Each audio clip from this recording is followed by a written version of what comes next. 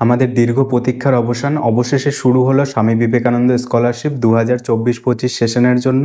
তোমরা যারা যারা অনেক দিন থেকে অপেক্ষা করেছিলে, যে বলছিলে কবে থেকে শুরু হবে, কারা কারা অ্যাপ্লাই করতে পারবে, তোমাদের কি যোগ্যতা থাকতে হবে তাহলে অ্যাপ্লাই করা যাবে, তোমরা অনেক দিন আগে যে পাস আউট হয়েছো, এবার নতুন কলেজে অ্যাডমিশন নিয়েছো, তোমরা কি অ্যাপ্লাই করতে পারবে, তোমাদের অনেক প্রশ্ন ছিল। তো সমস্ত প্রশ্নের উত্তর আজকের এই ভিডিওতে দেব, এবং তোমরা এই ভিডিওর থাম্বনেইলে যেটা দেখেছো সেটাই সত্যি।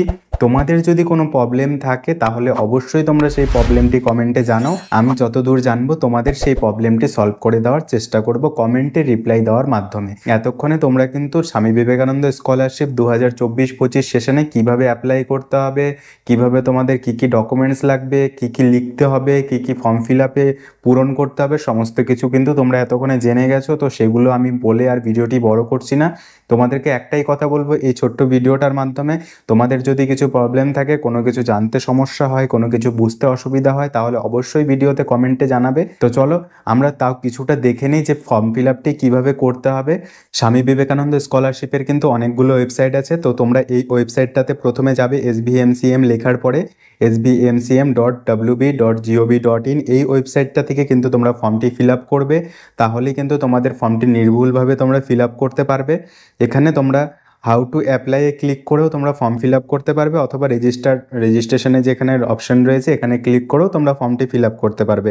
এখানে দেখো 20/11/2024 থেকে ওপেনিং হয়ে গেছে ফ্রেশ, রিনিউয়াল এবং কন্যাশ্রী K3 অ্যাপ্লিকেশন। এবার তোমাদের যারা যারা এখানে অ্যাপ্লাই করবে, তোমাদের কিন্তু এই ডকুমেন্টস যে তোমাদের লাগবে সেটা marksheet of Madhyamik examination or equivalent both side, marksheet of last board council university college examination both side, admission receipt, তোমরা যে ভর্তি হয়েছো সেই admission receipt, domicile certificate, income certificate, scan copy of bank passbook, declaration of head of the institution regarding the case of year gap. Year গ্যাপের হচ্ছে main ব্যাপার যেটা, যে তোমরা অনেকেই বলছো যে ইয়ার গ্যাপ, কত গ্যাপ পর্যন্ত তোমরা অ্যাপ্লাই করতে পারো। আমরা যেটা দেখলাম একটু আগে যে 2021 সাল পর্যন্ত মনে হয় অ্যাপ্লাই করা যাবে। আর ডকুমেন্টস আপলোডেড রিনিউয়াল অ্যাপ্লিকেশনের সময় কিন্তু যারা যারা রিনিউয়াল করবে তোমাদের মার্কশিট আপলোড করতে হবে, অ্যাডমিশন রিসিপ্ট, যাই হোক এগুলো তোমরা দেখে নিবে। দেখে নিয়ে তারপরে এখানে টিক মেরে তারপরে প্রসিড ফর রেজিস্ট্রেশনে ক্লিক করার পরে তোমাদের সামনে একটি পপ আপ ওপেন হবে, এখানে ক্লোজ করে দেবে এটা। যদি তোমরা মাইনরিটি থেকে বিলং করো তাহলে ওই ওয়েবসাইটে গিয়ে ফিল আপটি করতে হবে।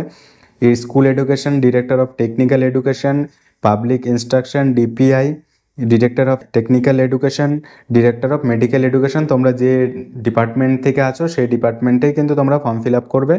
তো মেডিকেল এডুকেশন থেকে যারা যারা আছো তোমাদের এখানে অ্যাপ্লাই ফর ফ্রেশ অ্যাপ্লিকেশন এখানে ক্লিক করতে হবে। এখানে ক্লিক করার পরে কিন্তু তোমাদের একটা রেজিস্ট্রেশনের পেজ ওপেন হবে, রেজিস্ট্রেশনের পপ আপ ওপেন হবে। সেখানে কিন্তু তোমাদের রেজিস্ট্রেশন করতে হবে সবার প্রথম। কোয়ালিফাই এক্সামিনেশন 2024, 23, 22, 21 পর্যন্ত কিন্তু তোমাদের এখানে সিলেক্ট করা যাচ্ছে, ঠিক আছে। তো তোমরা নিজেরা একবার দেখে নিবে কিন্তু এখানে যে কত পর্যন্ত তোমাদের সিলেক্ট করা যায়। বেসিক ডিটেলস দিতে হবে, একটা পাসওয়ার্ড ক্রিয়েট করতে হবে।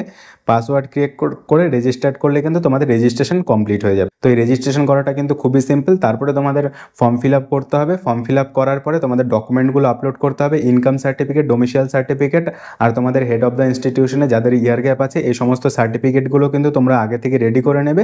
রেডি করে তারপরে রেজিস্ট্রেশন করে ফর্মটি ফিল আপ করে দেবে। লাস্ট ডেট কিন্তু এখনও দেয়নি, তোমরা চেষ্টা করো যে 7 থেকে 10 দিনের মধ্যে সমস্ত ডকুমেন্টস রেডি করে ফর্মটি ফিল আপ করে দেওয়ার। তো চলো আজকের এই ভিডিওটা এখানেই শেষ করছি। তোমাদের যদি স্বামী বিবেকানন্দ স্কলারশিপ 2024-25 সংক্রান্ত কোনো প্রশ্ন থাকে তাহলে অবশ্যই ভিডিওর কমেন্টে জানাবে এবং ভিডিওটিতে একটি লাইক করে দেবে। Thank you.